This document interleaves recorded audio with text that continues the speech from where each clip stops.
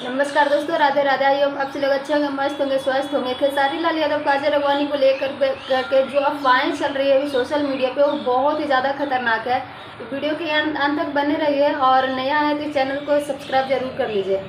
खेसारी भैया जितना ज़्यादा प्यार किए ना काजल राघवानी से, उतना ही ज़्यादा ये काजल राघवानी अपना दिमाग लगा के अपना रिश्ता को बर्बाद किया और खुद नीचे गिरते जा रही है। इतना घटिया घटिया बयान, पता नहीं कहाँ से वो अपना माइंड में इतना ज़्यादा सोचती है, या फिर पहले से जो सारी बातें को डायरी पे लिख के बोलती है इंटरव्यू में, पता ही नहीं चलता।